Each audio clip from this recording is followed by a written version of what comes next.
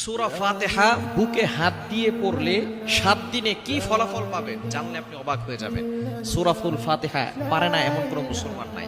আমরা প্রত্যেক নামাজের ভিতরে সূরা ফাতিহা পড়ি কি পড়ি না? এই সূরা ফাতিহার ভিতরে কিন্তু অনেক ফজিলত রয়েছে এবং সূরা ফাতিহা ছাড়া নামাজও হয় না। আপনি ফরজ নামাজ বলেন, সুন্নত বলেন, নফল বলেন, ওয়াজিব বলেন, সব নামাজেই কিন্তু সূরা ফাতিহা আছে না নাই? সূরা ফাতিহা ছাড়া নামাজ পরিপূর্ণ হয় না।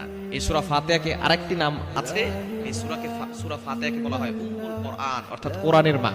কোরআনুল কারীমের ভিতরে যত সারাংশ রয়েছে তার মূল সারাংশই হচ্ছে কথা আল্লাহ পাক রব্বুল আলামিন সূরা ফাতিহার ভিতরে ঢুকিয়ে দিয়েছেন। সূরা ফাতিহাকে আরেকটি নাম দেওয়া হয়েছে শিফাউন মিন কুল্লি দা, সকল রোগের ঔষধ। আপনি এই সূরা ফাতিহার ভিতরে অনেক ফজিলত আছে। এই সূরা ফাতিহা প্রথম সূরা এবং আল্লাহ পাক রব্বুল আলামিন প্রথমেই বলে দিয়েছেন আলহামদুলিল্লাহি রাব্বিল আলামিন, all praise is due to Allah, সমস্ত প্রশংসা ওই আল্লাহর জন্য। আর রহমানির রহিম, he is the most merciful, তিনি হচ্ছেন দয়াময়, তিনি হচ্ছেন দয়ালু। এরপর আল্লাহ বলছেন মালিক ইয়াউমিদ্দিন, হি ইজ দা আল্লাহ পাক রব্বুল আলামিন, তিনি বিচার দিবসের মালিক। এই বিচার দিবস একদিন হবে, একদিন কায়েম হবে। দুনিয়াতে আপনি যাই করেন না কেন একদিন কিন্তু হাসর হবে। ওই দিন কিন্তু আল্লাহ পাক রব্বুল আলামিন সকলকে পাকড়াও করবেন। এজন্য সূরা ফাতিহার ভিতরে আল্লাহ তাআলা সব কিছু দিয়ে দিয়েছেন। সূরা ফাতিহা এমন একটি সূরা যে সূরার ভিতরে আল্লাহ তাআলা শিফা দিয়েছেন। আপনি এই আমলটা যদি করতে পারেন 7 দিনের ভিতরে ভালো একটি ফলাফল পাবেন। আমলটি হচ্ছে আপনি যখন রাতের বেলা ঘুমাবেন 3 বার দুরূদ শরীফ পড়বেন, এরপরে 3 বার ইস্তেগফার পড়বেন। দুরূদের ভিতরে সর্বশ্রেষ্ঠ দুরূদ হচ্ছে দুরূদ ইব্রাহিম, যেটা আমরা নামাজের ভিতরে পড়ি।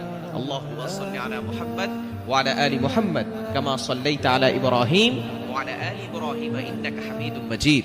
আল্লাহুম্মা বারিক আলা মুহাম্মাদ ওয়া আলা আলি মুহাম্মাদ কামা বারাকতা আলা ইব্রাহিম ওয়া আলা আলি ইব্রাহিম ইন্নাকা হামিদুম মাজিদ। এই দুরূদ ইব্রাহিম হচ্ছে যেটা নামাজের ভিতরে পড়ে সর্বশ্রেষ্ঠ দুরূদ। এটা 3 বার পড়বেন, এরপরে 3 বার ইস্তেগফার পড়বেন। আস্তাগফিরুল্লাহ রাব্বি মিন কুল্লি যামবি ওয়া আতুবু ইলাইহি লা হাওলা ওয়া লা কুওয়াতা ইল্লা বিল্লাহিল আলিয়্যিল আযীম পড়ে এরপরে বুকে হাত দিয়ে আউযুবিল্লাহ বিসমিল্লাহ সহকারে আপনি সূরা ফাতিহা একবার পড়বেন, পড়ে শেষে আবার 3 বার দুরূদ শরীফ পড়বেন। এরপর আপনি আল্লাহর কাছে দোয়া করবেন। এভাবে যদি টানা 7 দিন আমল করতে পারেন আল্লাহ পাক রব্বুল আলামিন আপনার মনের সকল আশাগুলো পূরণ করবেন। আপনি এভাবে আমল করে আল্লাহর কাছে দোয়া করবেন। এরপরে আপনি যত রোগ আছে সমস্ত রোগ থেকে আল্লাহ পাক রব্বুল আলামিন আপনাকে শিফা দান করবেন।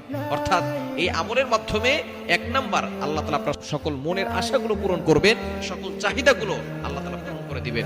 এবং দ্বিতীয় নাম্বার হচ্ছে আল্লাহ পাক রব্বুল আলামিন আপনাকে যত ধরনের রোগ আছে সকল রোগ থেকে আল্লাহ আপনাকে হেফাজত করবেন। কারণ সূরা ফাতিহার ভিতরে শিফা আছে না নাই? আপনি একিনের সাথে আমল করেন, বিশ্বাস করে, বিশ্বাস অন্তরে রেখে আল্লাহর প্রতি বিশ্বাস রেখে আমল করেন, অবশ্যই ভালো ফলাফল পাবেন। এজন্য সূরা ফাতিহা